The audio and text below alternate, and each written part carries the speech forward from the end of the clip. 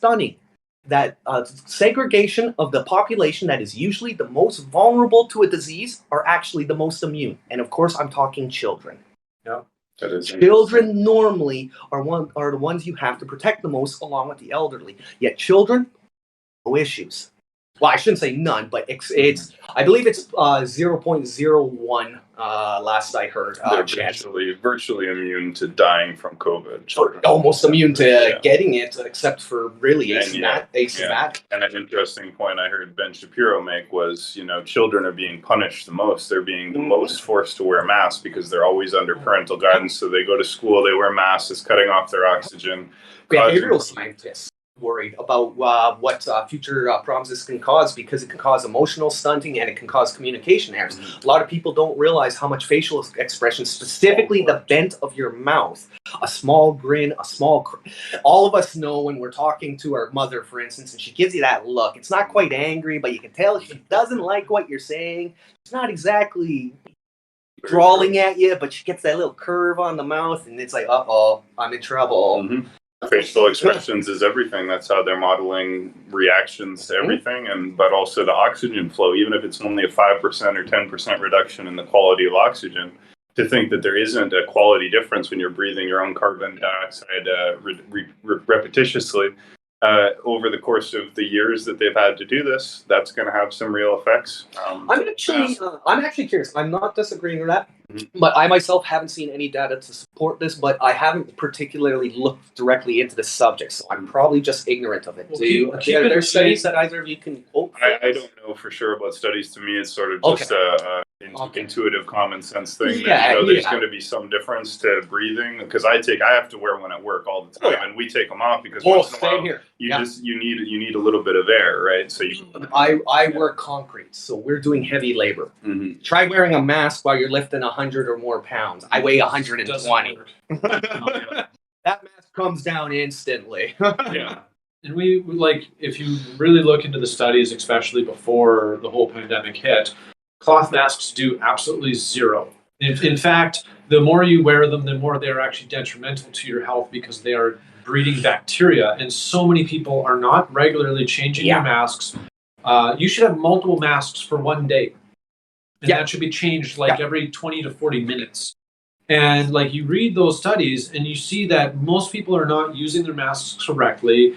They're touching them all the times with their hands. They're touching their eyes, their mouth. The eyes are the big one, So you have to realize that most of us who think we're safe with these safety blankets on our face have already been exposed and we're fine. And so if you understand this, you realize, why are we so afraid? You've been on a bus, you've been in public places with crowded people, in the grocery store, in frickin' Walmart, because they don't close. Nothing happened. That's the thing. That one is public theater. It's no different than airports. You can actually look up, even on YouTube, go and look for airport security experts, and even them, they will tell you that is for show. It is security theater, and it is a highly valued commodity because it makes people feel safe. Was it the Ash experiment? Or am I mixing up the name of experiments? I know LAX, the LA airport, every time they do the gun test to try and sneak one through, it's 6 out of 10 times they're able to sneak a gun through. Yeah, no, it's security is for show. Yeah, and it's no different than masks. It's the same thing. It's just. So think about it. There's so many avenues to go down, but I want to talk specifically about the trucker protests. What's your guys' take on that in terms of how significant it is, what it might achieve, and what, if anything, you think is going to be the backlash from the government against it? Yes, go on this one. Go ahead. For me, I believe it's mainly going to rely on, first, the government's response now, and second, whether the truckers are willing to escalate. I myself, on all my social media, I have specifically made sure to post that I would like all moderates, libertarians, and everybody who lives by rule of common sense, no matter which side of the political aisle you fall on, to support these people and to be willing to suffer for a bit. They may have to fully shut down the economy in order to get our government to bend the knee on this subject. And that will be painful for the population. There will be shelves that are bare. I myself now, I keep 1 month worth of food. I don't go out. I don't panic buy. I just make sure that I always have 1 month of food, because within that time period, I would. I actually don't. I don't. We'll see. Again, I could be wrong, but I don't think the government's going to bend right now. I think the truckers would honestly have to refuse to go on the roads. Period, for about a week, maybe even 2. Yeah, it takes a lot of pressure to really bring real change, and even then, a lot of times they'll act or even put out news that makes it seem like, oh, you just won. But Yeah. then, as soon as we stop paying attention, as soon as the energy dies down, they push it through in a bill. And they'll be like, "Oh, we're doing a budget, and we're going to throw this a in here." little line, a Like little line. that's become the standard. And I've been a protester since like early 2000s. I watched Idle No More, Occupy Wall Street, the SPP protest, the student protest from Ontario or Montreal or whatever, when we all had the red squares. Like, I've seen so many of these things, and you pressure the government to change, but we're not creating long-lasting change. Oh And no. ultimately, No. in my opinion, what I am focused on is I'm here to show people that there are fellow Canadians that care and will stand up for this. But ultimately, my message, my personal goal is to talk about the fact that we should be forming our own people's government, our own people's financial system. There is no reason for us to give power to government. It made sense back in the day when you couldn't attend town hall meetings because it was you were a farmer and it was a day's trip by horseback to go vote in the town hall meeting. Now we have the internet and we have decentralized blockchain technology that can make transparent, decentralized governance a possibility, meaning the people literally rule and we have to work amongst each other to figure out the best system. And I tell you what, the majority of people, they want peace. They don't want to be bombing other countries. They want opportunity so that they can live good lives. The majority of people agree on most issues on both left and right. We just get caught up in these little Tribalism. Yeah, we get caught up in tribalism. We get caught up in just these minor issues like this is going to solve the whole world. No, the real key is we need a people's currency. We need a people's media form. Like, get information from real people talking who aren't being paid to talk. There's a big difference. And honestly, I think ultimately, like, we need to, I'm all for asking the government to stop. But then ultimately, I think the real thing is when we figure out how to govern ourselves and we become ungovernable. That's my goal. So to get back to the point of truckers, I actually would like to bounce off the point that you made. One of the things I am worried about with the trucker protests is, like you said, you didn't quite put it this way. I don't mean to put words in your mouth, so correct me if I'm wrong. But our government, when it comes to protests, is famous for 1 step forward, 2 steps back. In other words, they'll give you a concession, they'll wait a month or 2, and like you said, they love pushing through legislation hidden in bills. And then you don't even know that what you fought for was taken from under you. And I'm worried that the truckers will not have the resolve in order to push forward and stay strong in their protests. We need them more than they are the one power the protest has right now that actually can force change, because there are not enough people, even though, like you said, most Canadians actually agree. I see generally on surveys anywhere from about 60 to 70. They vary, and it varies by week, of course. But the overwhelming majority agree. We don't want mandates. Period. We want our schools to get back going. We want our economy started up. So we have to fight for that. But the problem is people aren't. So right now, the truckers are our heroes, and I greatly appreciate what they're doing for them, and I will support them. And I don't care if it gets to -50 out there. I will happily stand by the road and pump my fist at every trucker that goes by. God bless. I appreciate it, and I appreciate them as well, and I also think we need to support them because, as you pointed out, our biological integrity, what goes into our own bodies, our choice over our own medical decisions, every other right and freedom we have stacks on top of that like levels of a pyramid. And if we don't have that bottom level, we can't say we have freedom of speech, freedom of religion, freedom of anything else, because if you have to submit to a needle being stuck in your arm where they haven't even given you the data, then you obviously have no freedom at all. I would like to, the truckers themselves, like I said earlier, for about 20 years, we've had a lack of truckers. It's getting worse, especially COVID shut down trucking schools. So we lost 2 years worth of trucking students that could graduate those schools and begin trucking. So we actually hit our numbers even harder. If you give up the right to your body right now, what's going to stop the government from pulling a China system? We all know Trudeau loves China. He absolutely wants their media control. So who's to stop him from doing like China and assigning people jobs? We need truckers. We need them bad. He'll take you. They'll take you and tell you gulag or truck. You can take the gulag or the cab, your choice. Most people, of course, are going to take the cab. Yeah. And if we don't support our domestic truckers, they may just bring in people who are willing to immigrate and fill those jobs and say, well, you guys don't get the vaccine, you protested, you're being difficult, we'll cut you all, we'll hire people from China in some kind of labor agreement, and we'll fill those jobs, right? So, you know, I really appreciate you guys giving your perspective, and we can certainly continue to talk more. I have questions. But do you guys think we should open it up for the audience? Absolutely. Does anyone in the audience have a question or a comment for our friends here?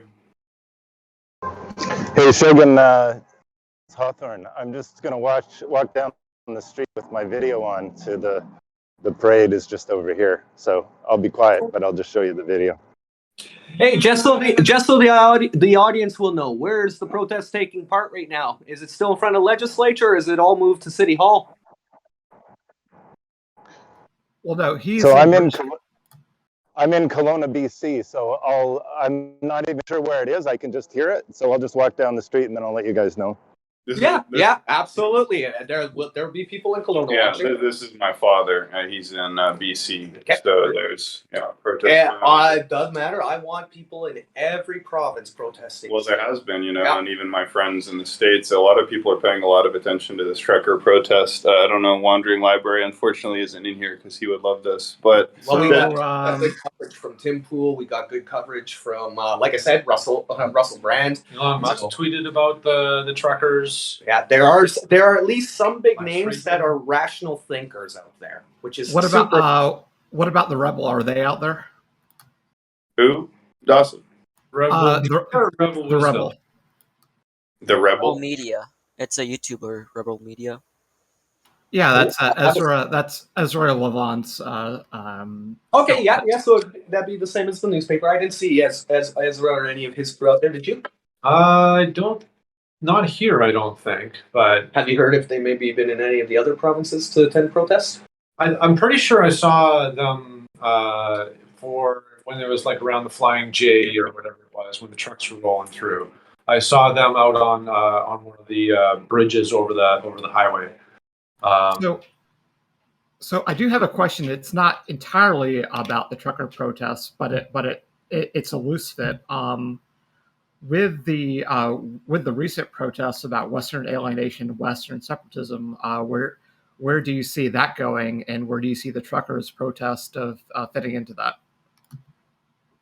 Well, I'm not quite sure exactly. Like me myself, I support isolationism right now.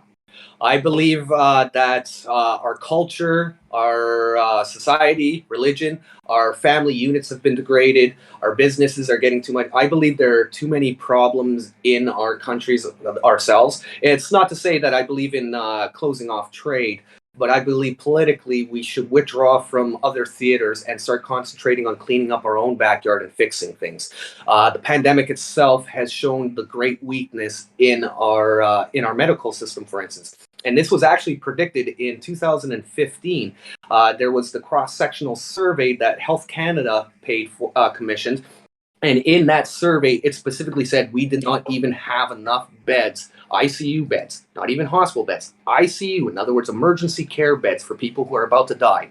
We didn't even have enough beds to service our aging population.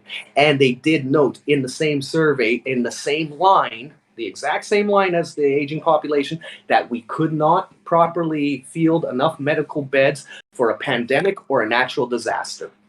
Yeah, I've been protesting that fact for a long time. You see what Pallister did to our nurses and everything. You can't. It's like blaming the system for failing while you're the one that caused the problem. Like it's they're just doing it to justify whatever new measure they want to put in, while they've spent so much money on dumb, stupid things, and we are not actually like solving the real problems. Like it's like mismanaging your money and being like, oh, everybody needs to give us more money because we spent all of it. It's like, well, how'd you spend it? Oh, I spent $60 on orange juice as a politician.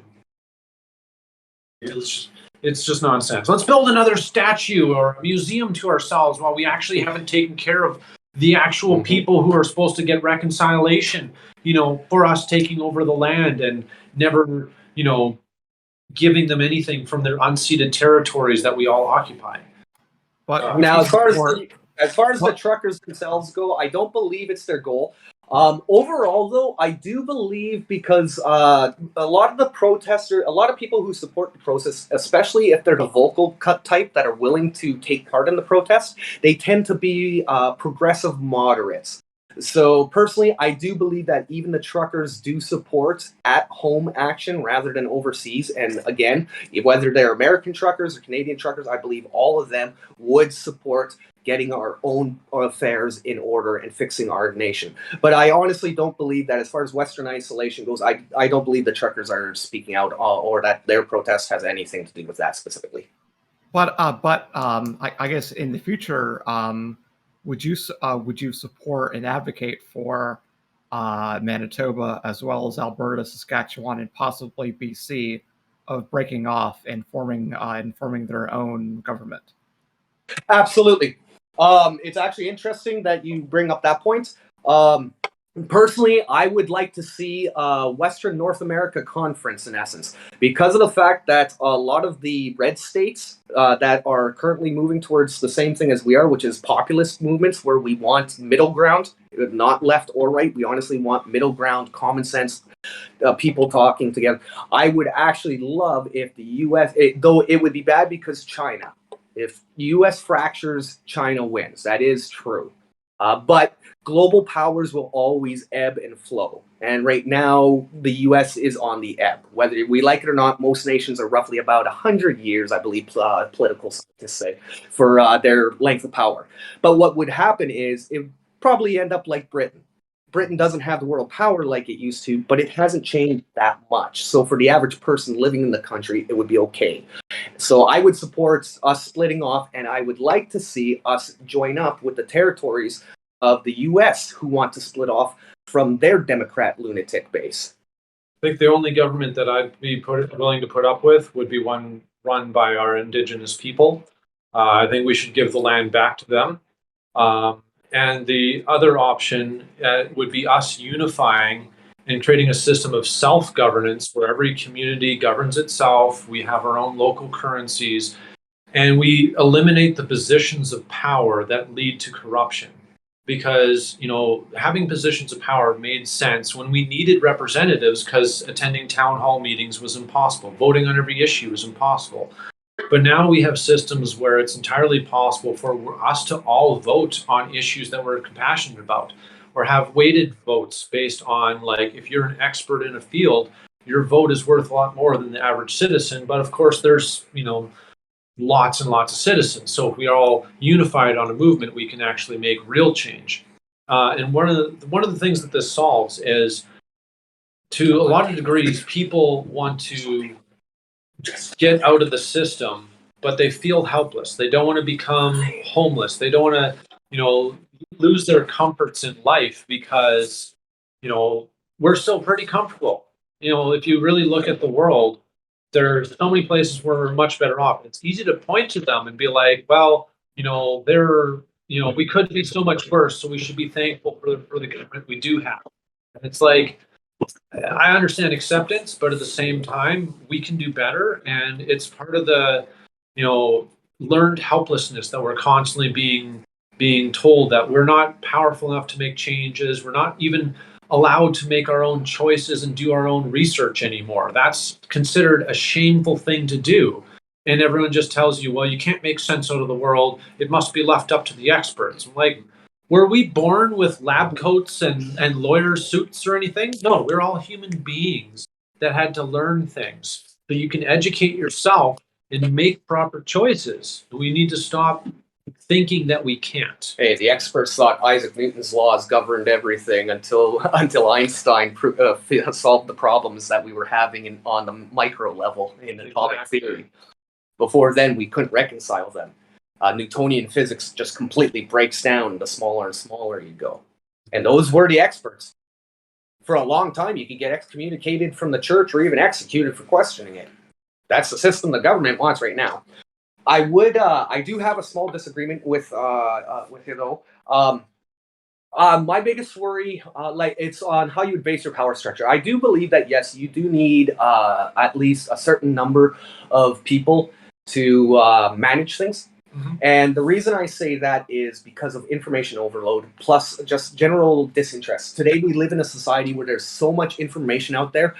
I believe that a lot of people are specifically living with blinders on because they don't want to have to deal with that. So if we start having to vote on things, there are so many things we could vote on that we could vote 1,000 times every day, and that would literally be everyone's job. Well, and we couldn't do that. But there's also there's a lot of factors you have to include in this. If we are not paying for the over bloated government and the politicians and all of that, suddenly we can pay less taxes. We don't need to work as much as we do. That's because the system is extremely inefficient. So if we had a more efficient system with all this bloat, it'd be possible for us to actually have more time to inform ourselves. And at the same time, if we're doing this with government, we should be talking about decentralizing media and news information as well. Because if you follow people like Project Veritas, and then see what people say about Project Veritas, or the things that like New York Times has admitted in court saying, oh yeah, we're passing off this entire news article as if it's real, even though in court we're going to say it's our opinion. So it's basically like we can't, like we keep on losing faith in our fellow human beings to be able to do this. But we're not realizing that they are a symptom of the broken system, that we have gotten to the state where we want to medicate ourselves and be distracted. That is true. Because we feel helpless. And on some conscious level, it hurts. So we're medicating ourselves to deal with that.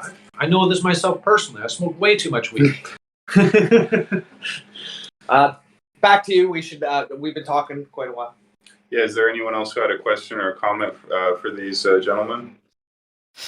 I do, actually. A few. So, first, I want to go back to the point that Shogun brought up about the protests that, if you protest, you can be replaced with another group that is more willing. And if that is the case, how is that strategically advantageous if it only means that someone else is going to replace your job? And then another one for COVID deaths. The question I have is, one way to look at it that I've seen that kind of compensates for the motorcycle deaths being attributed to COVID is looking at excess mortality. So you can look at mortality before COVID came and then after and see if there is a difference, a delta between those. And then another thing I was going to say was about that whole Einstein thing. So when it comes to science, and because I'm real passionate about this, is more people need to be really. Is that when you want to like defeat an argument, well, not defeat, but like the Newtonian physics, right? It was the best argument until a titan like Einstein came up and created a better argument with more explanatory power. So the way to defeat it isn't by not being able to challenge it, is about being able to make a better argument. So nobody executed Einstein for coming up with a better idea. It's just that most people aren't Einstein. They can't beat Newton's, theories. So it's just like you need something better. And then finally, one other thing I wanted to say is about harm reduction. Do you think that if this protest succeeds and you have this standstill with the government, do you think that's going to actually lead to potentially more harm due to supply shortages than the potential harm from getting vaccinated? And that's where I'm going to end it for now. Thank you. For the harm, again, like I said, you can go to the Manitoba government website. I'm Manitoban. I haven't checked the other provinces because I'm watching out for mine. I urge all viewers to, of course, check their own statistics. I haven't had a chance to check the revised. They get revised at 12 p.m. every day. But from 12 p.m. yesterday until 12 p.m. today, and the trend it was still continuing, and it has been that way for a while now, you are statistically worse off if you are vaccinated. The only statistic where the vaccinated third dose are better off than unvaccinated is in ICU occupation, which, of course, again, as we talked about, the numbers are skewed. But more importantly, even if you were to consider those numbers solid, the difference is only 2% now.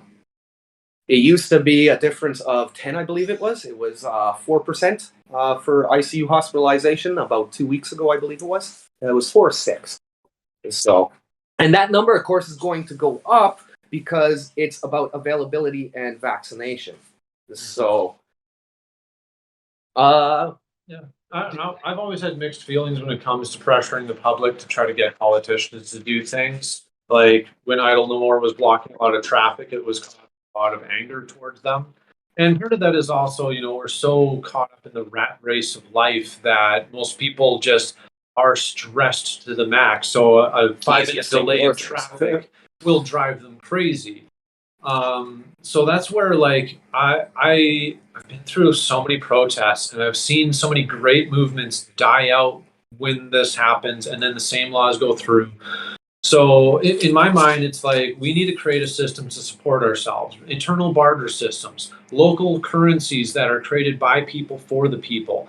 There's no reason why truckers can't deliver food specifically to protesters and start supporting the people themselves when the government's failing to do so. And then eventually, honestly, government, in my mind, is obsolete. The way we do things is so archaic. I know people who've worked directly in government, worked in their budgets, and it is just ludicrous how much money they waste, how much money they're just basically burning. And then they blame us for them half the problems and say, "Oh, give us more tax dollars." And then meanwhile, we're all caught in this rat race where we're spending so much time chasing the almighty dollar that most of us don't have time to actually be educated or take action or even think about self-governance. So of course we want to leave it up to someone to do it for us. But that's literally giving up our the responsibility. younger generations are bad for that. Yeah. Well, Handing off of responsibility. And I think they were taught that. everything's a pendulum. When it swings Yes. too far one way, it It goes in the will have opposite direction. But the key is to understand these cycles of life and realize that we can break this pattern.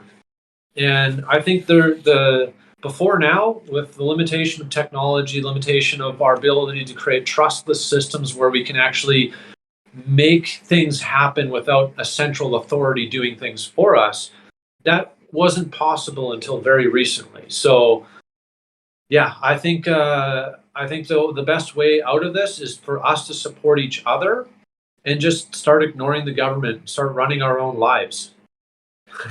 Now, about government as it is today being useless, I actually would have to disagree with you respectfully on that. I do think that the government has service, even as it is today, though I do agree with you, it needs desperate reform.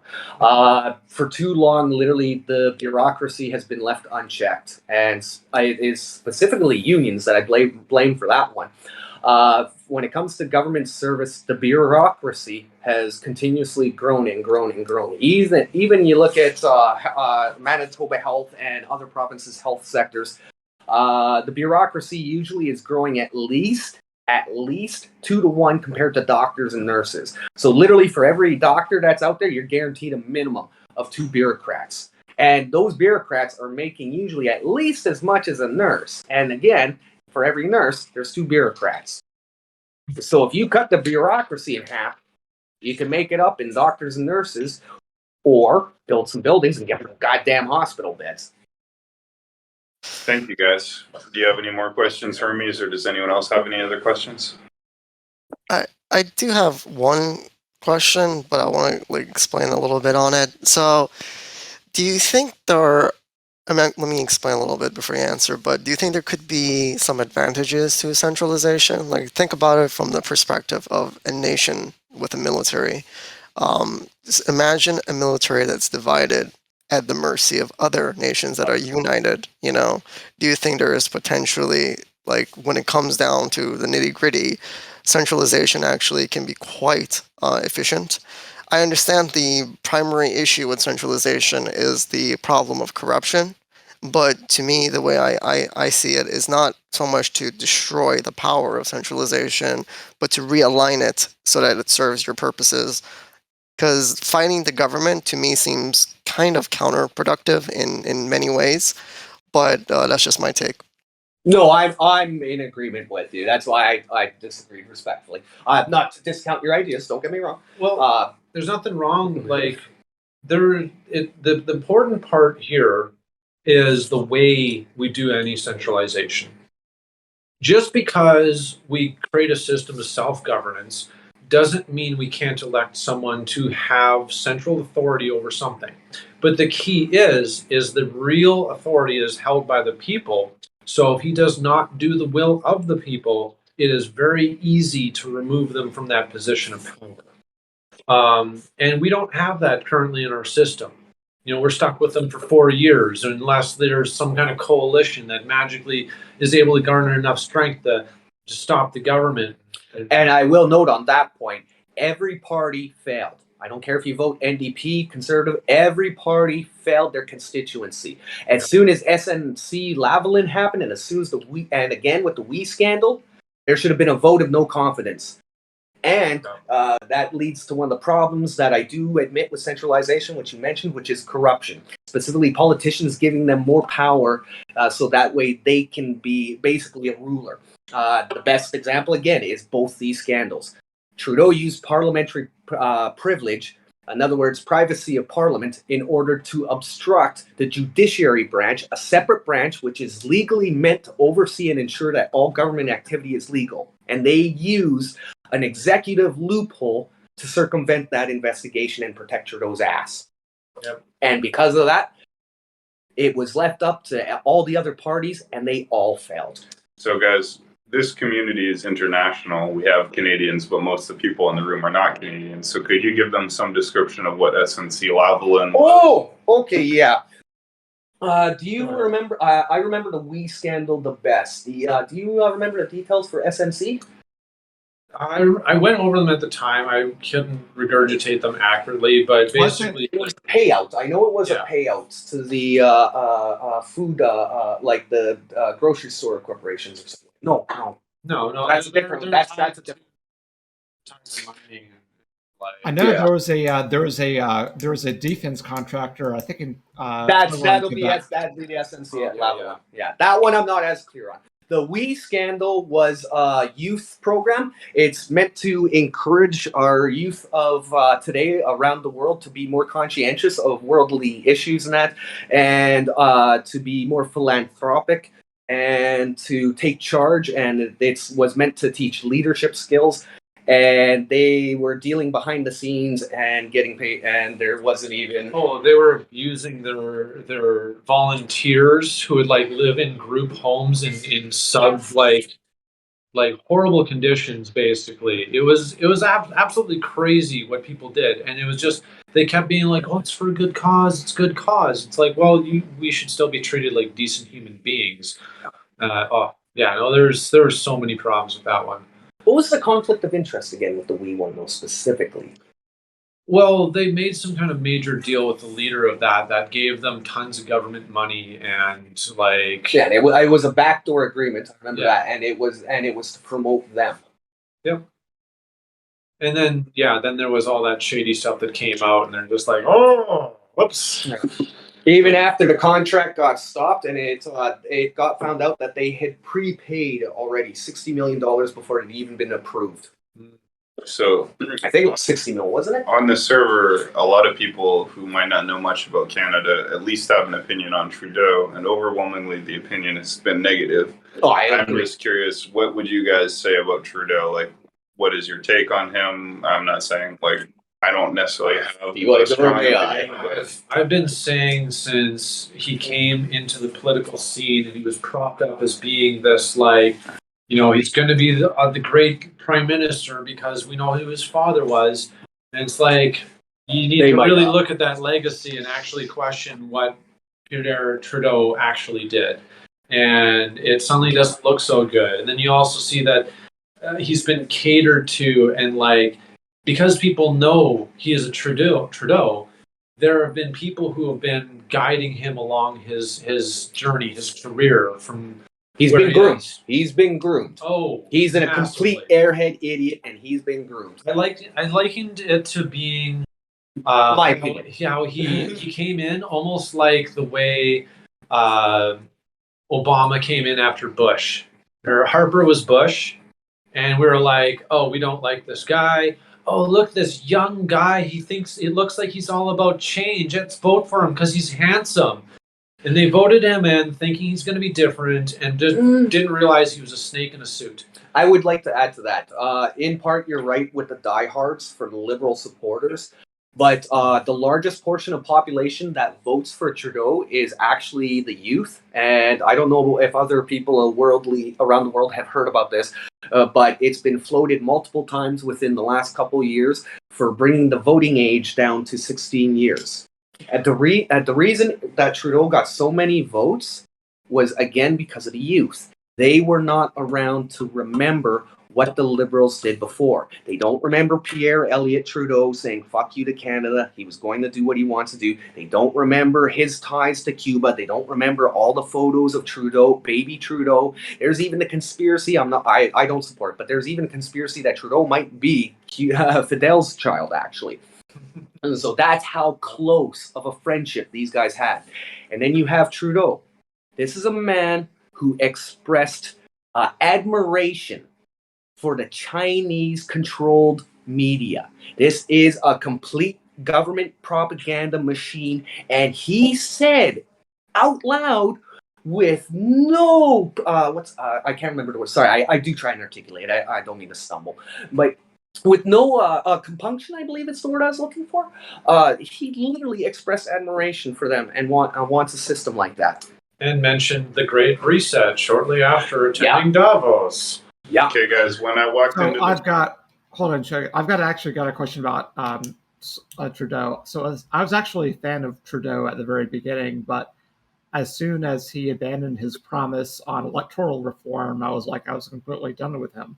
So I'm wondering, what did you think of his promise, his breaking of that promise, and what kind of electoral reform do you support? Do you think sticking with first past the post is good for Canada, or would you rather see Trudeau's idea of ranked choice voting, or the NDP idea of proportional representation, or something in between?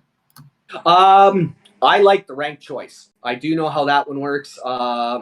Is it Australia? I forget which nation it was I was reading about it. You basically have a number one and a number two.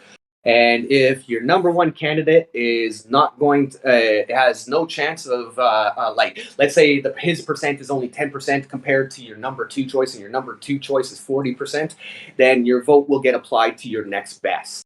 So that is my preferred system. As far as how I felt about Trudeau and his promises, I never expected him to keep any in the fucking first place. I knew he was a liar from the outset. I was more disappointed in Canadians voting for someone who I knew was so full of shit they need to shake him out to get the brown out of his eyes. Yeah, as I've said, I'm honestly to the point where I've given up on centralized government. I don't think that we can break the cycle and it just keeps repeating. So I'm for showing solidarity with my fellow human beings and waiting for people to realize that, we don't need government. Again, I disagree with that, but I do agree with you that Canada needs at least a new party that is manned by the average populace, common sense person. Some people who are willing to listen to both sides of an argument, have an actual discussion, and come to a conclusion together instead of just forcing their way by majority. Like America. Yeah, well, like America's supposed to be. Does anyone else have a question or comment for our guest today? I want to repeat my first question because I didn't get an answer on that. Yeah, Because you asked for there. yeah, I yeah, do I remember asked a you. couple. I know I kind of overloaded. I didn't mean to do that. It was just in my mind. So No, the main one that I want an answer on, because to me it also touches close to me because I actually do support unions. I think unions are awesome, but at the same time, I realize how easy it is to bust them. Union busting is a thing. So when it comes to protests and the possibility of truckers being replaced by, I don't know, more desperate people, how would you strategically combat that, or is there like how would you prepare for that? So that's my question. how would you prepare for that? My crazy idea, and I'm clearly showing I'm an out of the box thinker here. Like the truckers, like we need to support the truckers ourselves, and anybody that's desperate enough to want to take their position, we need to create corporations, preferably co-op corporations, Like those, yes. to allow the workers to own their own companies. Like I've worked for numerous telecommunication companies, still technically employed, even though they're planning to fire me for working from home and not taking the shot, which makes no sense. I can't wait to take them to court.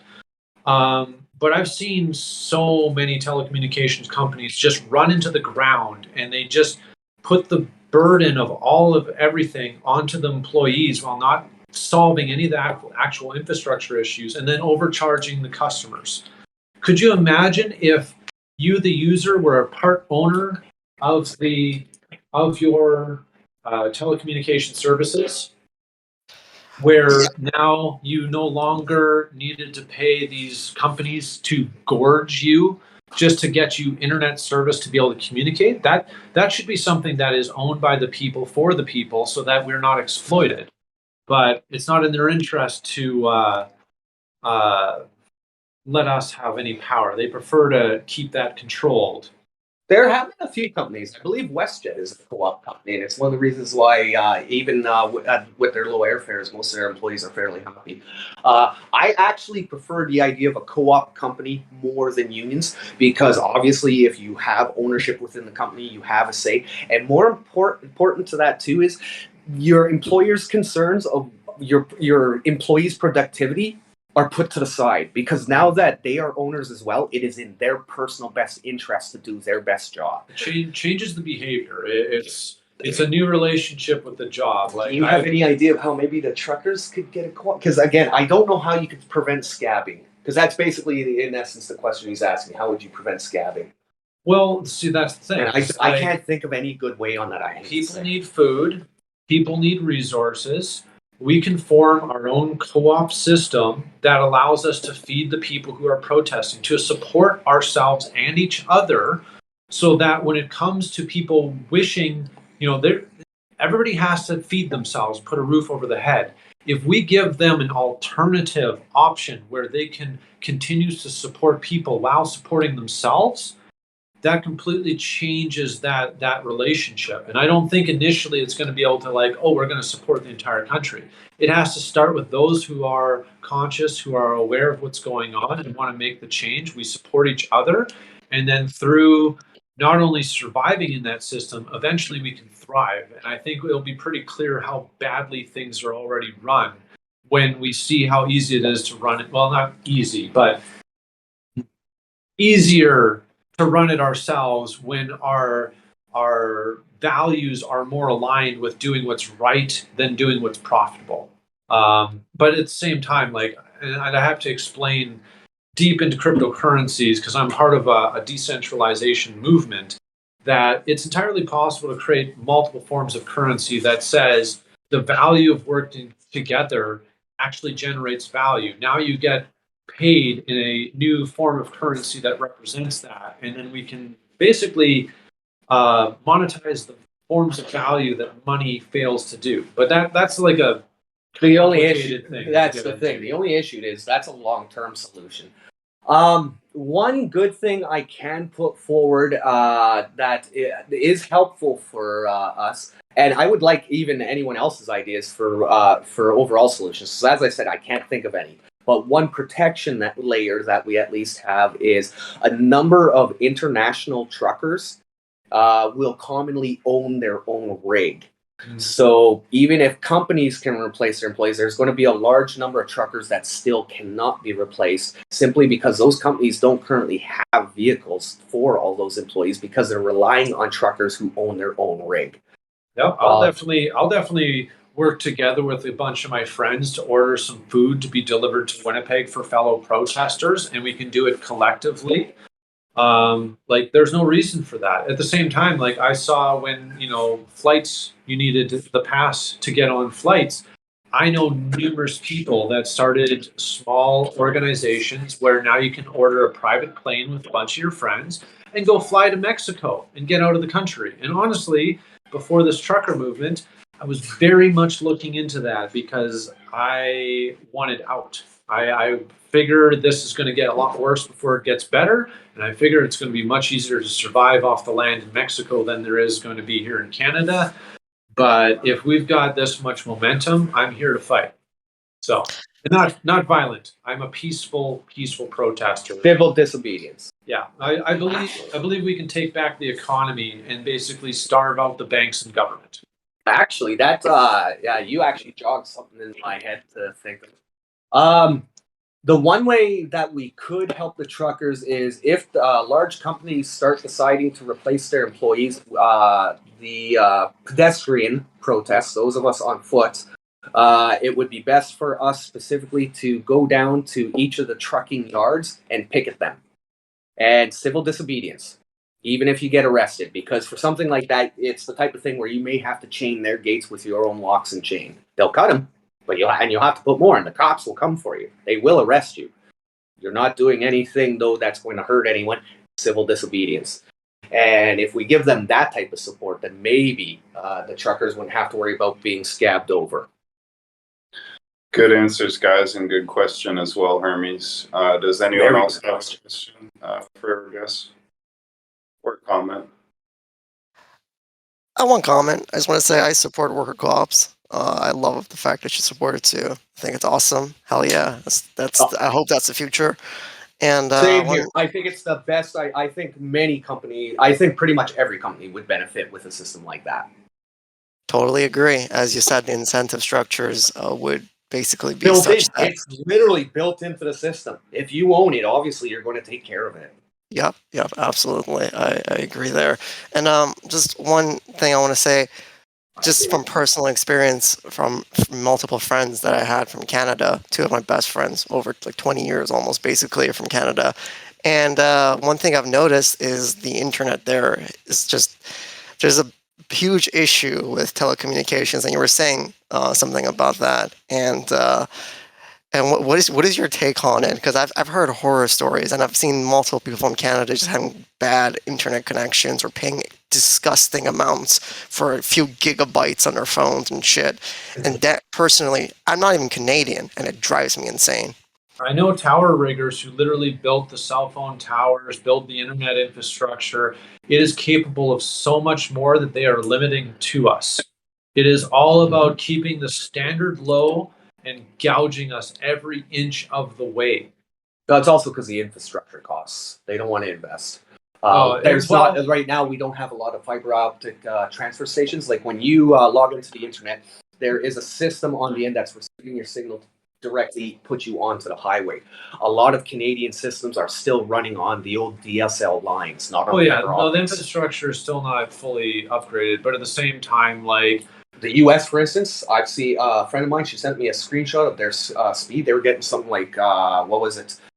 I think it was 250 gigs a second. It was insane. I couldn't believe it as a Canadian. The main I issue 20 from MTS and 20 megabytes a second.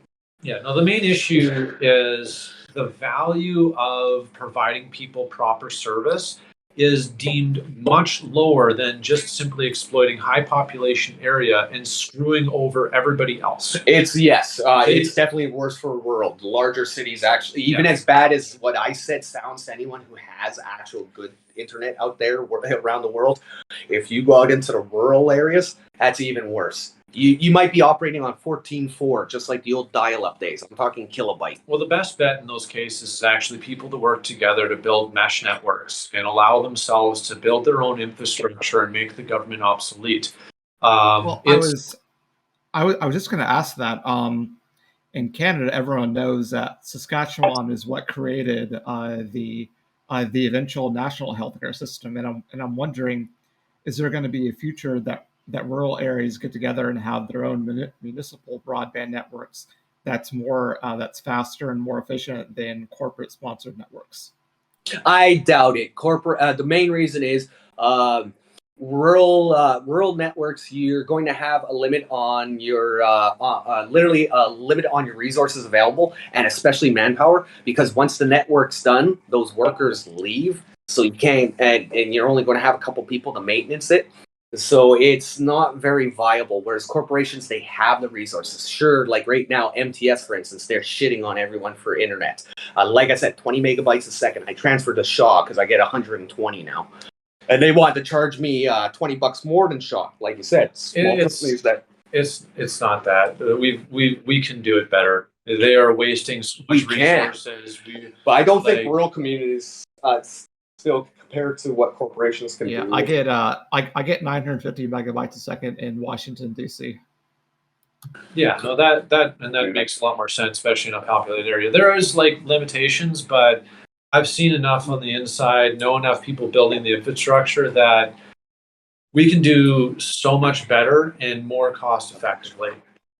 It is honestly a joke. Like basically, MTS is, in my opinion, to say it this way to make sure I don't get any legal trouble, they are basically just doing the absolute shittiest possible job. And they did that while pressuring the employees to make the stats look better so that when they bought or sold over to Bell thought they were buying something good. And then they promised all this wonderful things about how we're going to be the head of North America, and there's going to be a giant call center built here. And then they realized they bought a lemon, and they are currently outsourcing most of the workforce to the Philippines. Okay, so that's what happened. Yeah, because I remember they announced the $2 billion infrastructure package when they bought out MTS. I was wondering what happened on that one. Yeah, and I just want to say, Rogers, just personal experience, anecdotal, absolutely corrupt and horrible organization. Do not go with Rogers. Fuck Rogers. They all suck. I was late by 1 day on payment with Rogers. They cut off my service. It's all automated. That's not people making those choices, and there isn't for any of the companies. So that unfortunately happens to all of them. I'm just saying, when I finally got off Rogers, I started actually receiving functional internet service that I was paying up the ass to Rogers for that service, and they were not providing it. I ended up paying a fraction or a half of that and getting what Rogers promised but never delivered. So with ATS, you're at least lucky enough to run into the occasional employee that cares because they were there before everything changed. Yeah. So all I'm going to say is, again, just anecdotal. When I was with Rogers, they were taking insane amounts of money. I was paying like $300 a month or $300. Whoa. Yeah, like to Rogers, because I run an organization. I do video chat and blah, blah, blah. And I said, listen, I'm willing to pay whatever it costs, but I need unlimited video chat. And I was paying hundreds of dollars and not receiving that. They weren't providing it. I switched to TELUS, paid half as much. I can have unlimited video chat. So that's just my experience from Rogers to TELUS. I was finally getting truly unlimited data. Rogers promised that and didn't deliver it, and then charged me an insane amount of money and gave me garbage service. So fuck Rogers. No, they just tie you up in contract. Now, if you're personally curious, what I like, I don't know about for the other fellas, but for me, what I'm hoping for, I'm watching Elon Musk, his wireless project that he's working on with the prototype right now. Starlink. Yeah, Starlink. That would be awesome for rural communities. And to be honest, proper worldwide wireless network is the future. So my eyes are on Elon Musk. The danger is putting all of our eggs into one basket, Absolutely. And then all of a sudden that being a central position of control Absolutely. with all the other Facebook. infrastructure. Like, because Facebook. if everything is going wireless, we're going to let the physical infrastructure die. It's going to crumble and fall apart.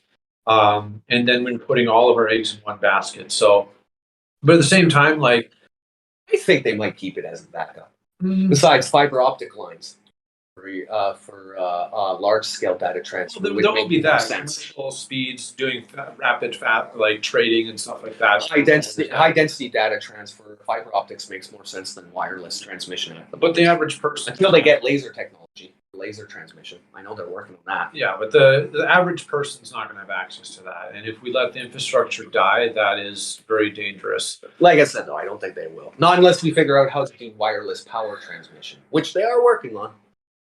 Didn't Nikola Tesla figure that out like 100 years ago? Through the ionosphere. The Americans actually were playing around with that a little too. I believe even HARP, a lot of people think it's their weather program. It does mess around with the weather a little, to my understanding, though that's conspiracy, so I don't want to get into too much of That's a conspiracy theory server, by the way. Oh, all right, well, at least that much. They control the weather by 2025. But I believe HARP's actual goal is to, I believe they're working off of Tesla's notes and technology, and they're trying to perfect wireless transmission of energy.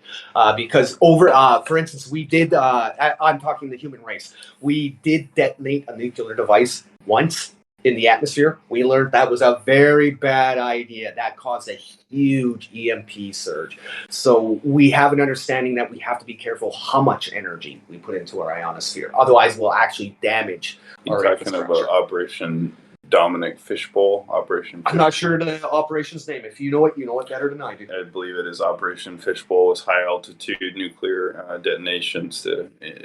They did quite a few actually. Well, I think they only did the one. No, many. Because I know like, they shut down half the city's. They detonated, I think, hundreds of nuclear weapons in the atmosphere. Yeah. There's been so many more nuclear explosions than we've been. Oh yeah. Well, yeah. Like when don't forget they had there's the nuclear proliferation and the nuclear test ban, and So, they're still testing. Guys, I think we've covered this subject of the vaccine mandate and the truckers really well.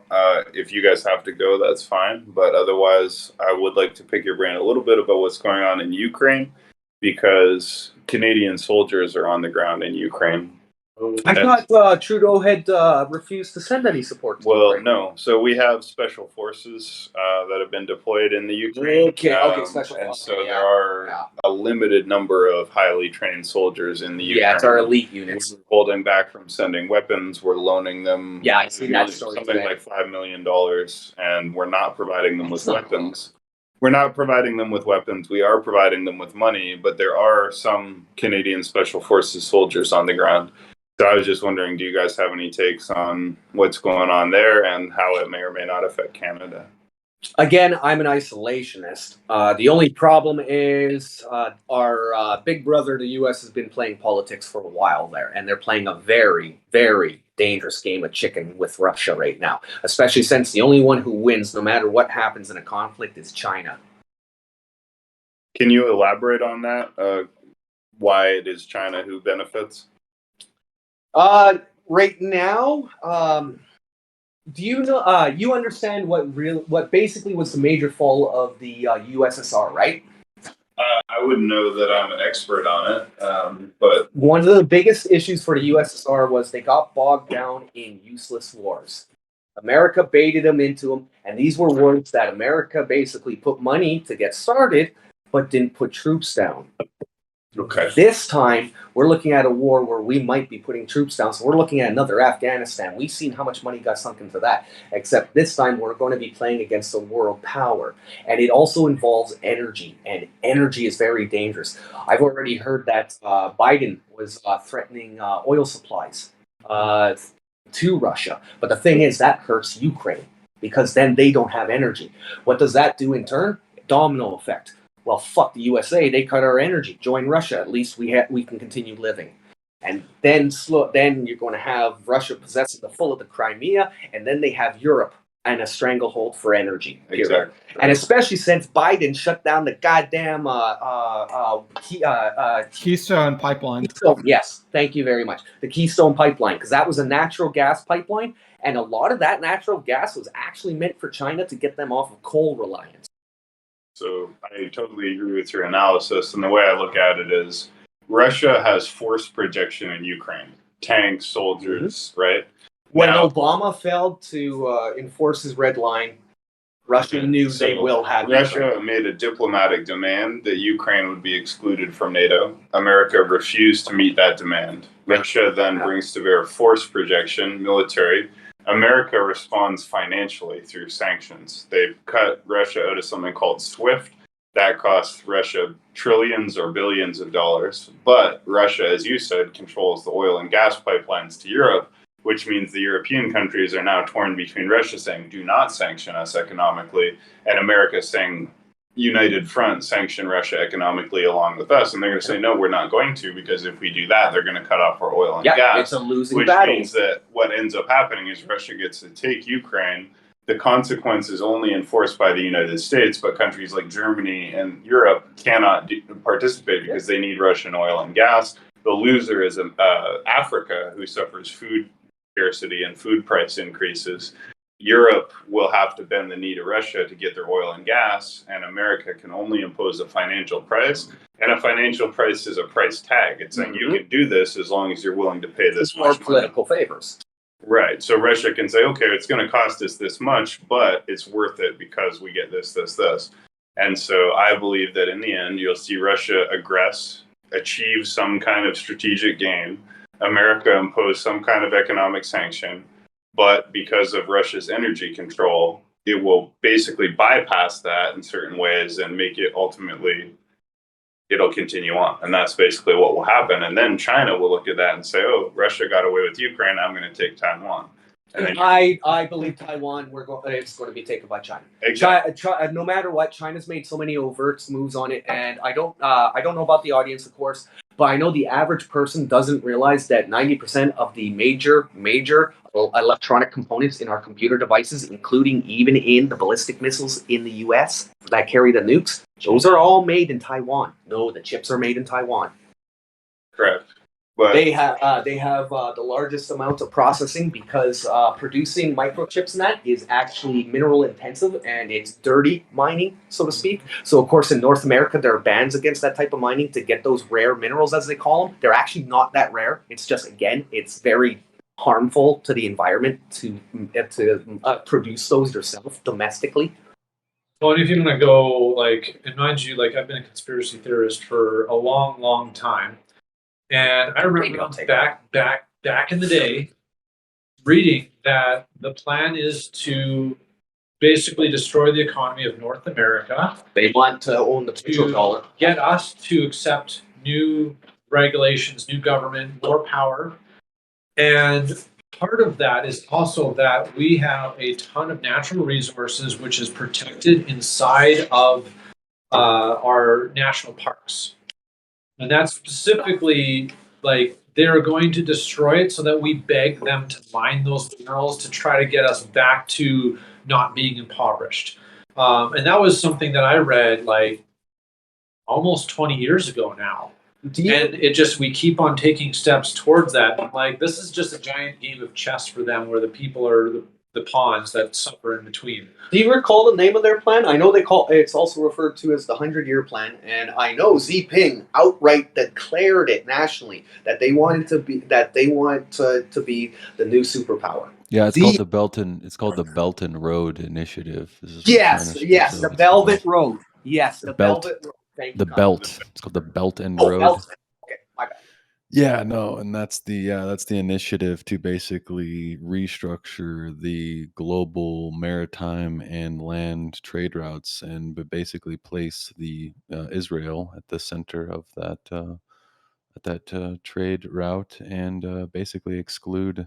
There's a few, like Canada's excluded from Belton Road, the United States is excluded from Belton Road, Australia, I think the UK maybe, or a couple like hand selected nations or not, but everyone else, like this, everything else is going on right now is literally a result of Ukraine. Think about it. Yeah, you're right. You guys touched on it. The superconductor or the chips, right? Taiwan produces 80% of the chips. It's 80. Okay, thank you for the correction. 80% I of the said 90. microchips in the entire market, and China can technically seize that overnight. Literally, China could seize Taiwan overnight, and then China's basically, then think of the shortages that can come from this. Never mind that. China is the leading industrial saboteur and espionage. What happens when they have the chips in everything? What device do they not have access? Yeah, I mean, we think it's bad now. Look, I mean, you're already seeing shortages on things they're telling us. I mean, it's somewhat of a manufactured or scarcity thing, I think, is going on. They're obviously behind the scenes. There's a huge sort of like, every behind the nation- scenes meeting going on, but it's like, let's be honest. Everyone thinks conspiracies are like cultists in a back room and that. No. Every government is working on things for themselves. Bilderberg meetings, they've planned most of these things. It's played out like theater. We go along and it's just them causing problem, reaction, solution. Now, I'm curious, since you guys would have more information on this than me, obviously. I've always been curious why the Chinese oligarchs aren't working with, say, like Davos and Soros. I'm surprised that they don't seem to be working together. no, I You mean, they think are. they're Didn't Gigi? No, They yeah, Klaus Schwab, the World Economic Forum. Yeah, they were all just talking with Xi Jinping this last meeting. They're all in cahoots. It's all a thing. Like they're totally all together. Yeah, if you really look at like the track record of the United States and Well, I know Canada, Biden's going up to China. That one's obvious, Hunter. we really, if the United States really wanted to, they would just overthrow Xi Jinping or whatever leader they want. Not now. They Not couldn't now. do that now. No. China is nuclear armed, and if you were to try, say, even an assassination, China would go to war. And China is the one nation that could occupy I think probably at least 30 other nations with men on the ground. My point was Not that just air I bubbles. think there are more friends behind the scenes than Oh, they yeah, let yeah. on. And But all, like I all said, I of have the to defer to you guys. conflict is largely theater. Yeah, there's a famous series of photos that show Xi Jinping from China, Putin from Russia, and Trump from America, all wearing the same baby blue Masonic robes with gold embroidery, all attending the same weird ass. I haven't seen that. I've literally put, yeah, I'll show it to you later, but it's. It's just simply I always follow like Tim Pool does. I try and find sources that the left can't argue with. Do you have credible? Yeah, I can show you to it later, but because we're doing it obviously, right now, I'd love to see it, no, 'cause I haven't 100%. It's real, yeah. Shown it many times on my servers. I just like It literally post it shows. myself. Yeah, no, I will show it to you. Xi Jinping, Trump Jr. and Putin, all wearing the same baby blue Masonic robes with gold embroidery, attending the same weird ass esoteric. But like I thing. said, and you have like an actual This is credible real. I will leftist. stake that, based on you don't know me that well yet, but I No, will no, stake it's that. not that. It's No, just I'm just saying this is legitimate, right? Yeah. This is real. It's not a doctored image. It's not fake. This is. well, that's real. why I always try and go with I the get left it. media. And I'm just saying, I will stake that this is a real photo of all three of them attending some weird Masonic meeting. Now, what the meaning of that was, how significant, I don't know, but I believe that was a Pretty very- freaking significant Yeah. if they're all wearing the same uniform. I like to think of it this way: like, just imagine. Let's just pretend like Obama was, a legit politician before all this, and I have doubts about that.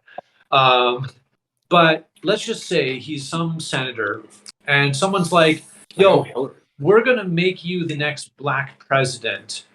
We are going to put you in power, and here's what you're going to do." If they then successfully put you in power while they're doing all these weird hippity dippity fucking like ceremonies and black magic shit, you're probably going to think that they have some kind of power or some kind of influence. Are you going to then speak out knowing full well you could be the next JFK? Epstein. One suicide call to Hillary. Well, and that's- nobody- I'm joking, YouTube. I'm So many joking. people don't know the real history of Epstein. Like, you can trace it all the way back to Al Capone and the mob, basically honeypotting J. Edgar Hoover, catching him cross-dressing and having I heard they. homosexual sex. Let me just finish. And they created a honeypot. And back then, it was very easy to blackmail people through just cross-dressing and becoming gay. Yeah. Now, that's acceptable in society. So what's the next thing that no one would ever admit that they've done? Well, pedophilia. So if you want to be in the inner circle, you got to take a trip on an airplane, knowing full well they've got hidden camera footage of you fucking a little child. And that's why there's so much silence. That's why they have so much control. So we have to realize that that's really the game being played, and that everything else in front of us is just a show. Well, check this out. Check this out. It even gets more deep than that, right? Let me hold up. Let me black pill you real quick because it even gets deeper than that, right? They don't even need the pedo ring anymore, right? The whole blackmail pedo island, which I agree with you, is totally going on, right? That's why we're seeing the outage of Maxwell, right? The patsies, they're patsies known as Maxwell and what's his name, Epstein, right? This whole ring, guess what, doesn't even need to exist anymore because this is the digital age and the age of the deep fake. And now they can there's a back door, there's a back door on every fucking device on everyone has, and they can just deep fake you real quick and just plant the evidence right in your computer real quick. They don't need no physical hard brick and mortar blackmail ring anymore. You know what I'm saying? This is the age of deep fake back doors, where I would disagree the with possibility of that is literally happening right now.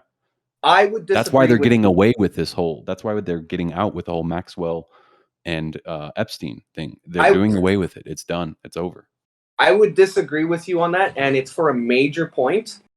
It's not about the accuracy and the ability of the deepfake.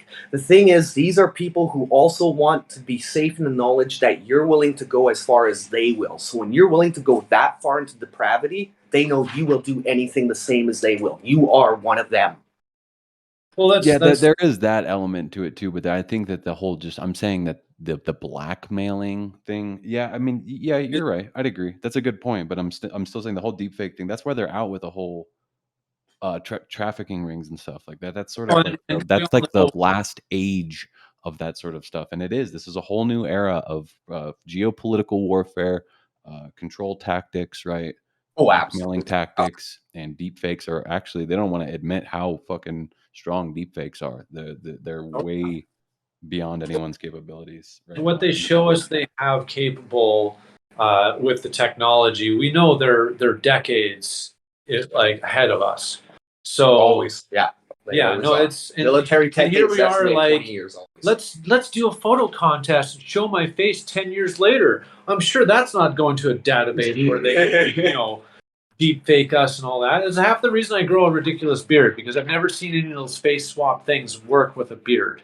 Every time, but that's just what but the public doesn't have the public face swap thing. That's just like the low level, like fun sort of version of it. Like obviously, like their sort of like military application of it is not real. That sort of thing is not released. That's like secret tech. It's almost as like you don't get access to any of their weapons and stuff. So you don't get access to their fucking super advanced fucking film techniques and programs and all that shit too.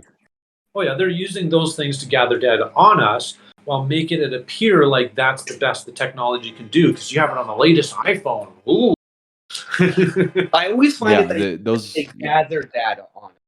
The sad thing is, the reality in our society is they don't gather data. They save all the data. We are literally, as a population, giving them that data all the time. Yeah, I saw a funny meme, and it's like someone at Facebook saying like, "Quick, we need more pictures," and it's like person number 2 says, "All right, let's start a new 10-year after picture trend on Facebook."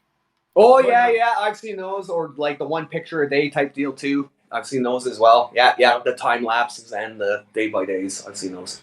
Well, it's like those are back in trend again. They always come in and out. Oh, okay. I saw them. I saw like around my friends group in the past 2-3 weeks. But like it's always the same. But like if you're using a product that's free, you're the person who's the product. Yep. Exactly. Best thing to do is get de-Googled phones.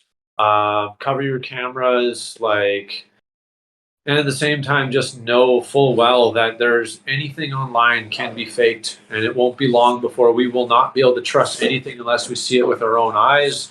And then, enter Project Even with Bluebeam. your own eyes, you might not be able to see it. Enter Project Bluebeam. No, that point is basically now, right? Because the things can be faked to like the nth degree, and we don't even know what's real anymore.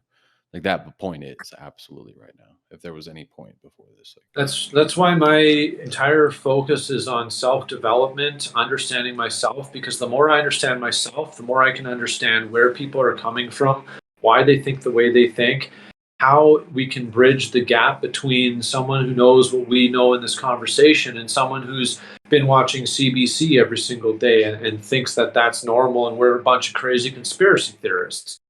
As the derogatory word is often used, not like very derogatory. we're actually figuring out conspiracies and we're theorizing on it, which is, the proper use of the word. If I may, about the behavior, I would recommend to everyone in the audience as well, at least read the summary for Leviathan by Alcerendo Hobbes. He is the father of social psychology, and it is a huge insight onto how the human mind works. And it's based on the selfish individual theory. And it works in everything. Even when you're doing something kind, for instance. I actually have a good example. My mother's in the hospital right now. She suffered from a fire. And I do not get along with my mother. We are 20 years estranged. But I'm still going to go see her. And one of the reasons is absolutely selfish. And you have to understand, when you do something to help someone you love, you're doing it because you don't want to see them hurt, because that hurts you. So no matter what you're doing, humans are always unconsciously selfish, even when we're being kind. And once you can understand that rule, psychology and understanding people gets a lot easier, and it actually gets easier to deal with and literally deal with people. That's why in Jewish theory and the Jewish religion, standing guard on someone's funeral or someone's graveside is considered the biggest honor, because there's nothing that person can do for you later on. So Yeah. And for that person, it's a great honor to be chosen, because then you know that you're valued the highest by the person that passed. So this was super fantastic content and conversation. Is there anyone who has another question they want to ask while we have these gentlemen here? Well, I was going to say, if we're closing up here, Shogun, you're probably already going to do this, but make sure these people know how to reach out and join the server if they want to. Well, exactly right. So here you go. This is the Temple Mount Discord server. If you join us through Discord, you can see you're on BitChute. Good. Yeah. So on BitChute, we're still going by the Roundtable. So the Roundtable and the Temple Mount are our two shows, and we are now the Temple Mount, but our archive is the Roundtable. So you'll find us as the Roundtable on BitChute, the Temple Mount on YouTube and SoundCloud. And if you join us through Temple Mount, you can find all of our 300 plus Roundtable podcasts, but you guys are number 14. Do you mind if I give a shout out to what I'm doing? Please do. So most places on the internet, I'm working on rebranding myself a little bit. I'm known as How Daryl Rolls. I'm a big proponent for Web3 technology, especially social media. I mostly cater most of my work onto what is called Hive. You would have to find it through hive.io, because of course there's a lot of things called Hive. What it is it's a decentralized social media platform where people, the users, are the owners, and we democratically vote for the people who run the chain and make changes. And because it's also a cryptocurrency, there's a financial aspect involved as well. So basically, it is a uncensorable platform where if you took down hive.io, there's another website, there's another app, always that will access the Hive chain, and all your information will be on there. My general plan is like what I was saying with co-ops is eventually we can develop these systems to self-govern, and at the moment, it's a good way to replace Facebook and know that you can trust the people on there. But at the same time, that's where the audience is. So don't stop posting on Facebook. I'm glad you said that. That was the point I wanted to bring up when you bring this. The thing that I find really important is, like, for me, I got exhausted constantly trying to protest, trying to do things. Now, as a community, we can incentivize people who are creating value. and that completely changes the relationship with social media and makes it where it actually is beneficial to people and not just a distraction. So anybody's welcome to join me there. It's still in early development, and I will do my best to help you out and bring Shogun onto things like this and learn to network all these great communities together, because there's so many people working on the same thing. Just, they're just so close to each other and they just haven't yet overlapped. And I think when we realize that, there's so many people who want to be part of the change that just don't have a voice and are afraid to speak out on Facebook and major social media because they don't want to be banned, they don't want to lose connections with their friends, and they'd rather just, stay out of the debate. But there's places for it. I just want to say it's great that we connected, because as you see, we have communities. So if you're able to join the Temple Mount Discord server, we can advertise your projects on our member content channel and on our chats and expose them to more people. You could be on the show again if you want to talk about other things. I'd love to. Yeah, it's great, right? Yeah, it was really a great episode. I appreciate that you guys came and did it, and you have my contact info so we can do it again. Yeah. But if you can join the Temple Mount Discord server, we'll be in touch 24/7. And I try to do on the street Winnipeg stuff whenever I can. Most of the members are international, so when I can bring on local Winnipeg people, it's even cooler, right? So, do you guys have any final message or thought or takeaway you'd like to leave with the audience here? Mainly, support your truckers right now. Out of anyone who has any power to cause effective change and force the government to bend their knee, it's the people who are delivering our food and our clothes and everything else we need. Please support our truckers. I second that, as well as when it comes to, we're going to see all kinds of information being like, oh, this movement's part of the right, it's part of this, and blah, blah, blah. I think it was CTV already. Yeah, no, they're going to slander us. I suggest to prepare your mind for this, look up the TED Talk by Daryl Davis. And I'm saying that not just because his name's Daryl and Daryls are awesome.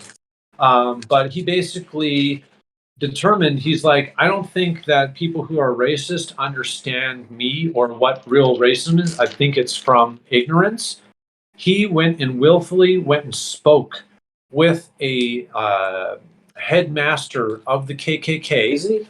Yes, like 7 through talking to them, got him to leave the KKK, turn down, close an entire chapter, and now he works with Daryl Davis and helping bring people out of that racist mindset to realize that we all have so much more in common than we have separate.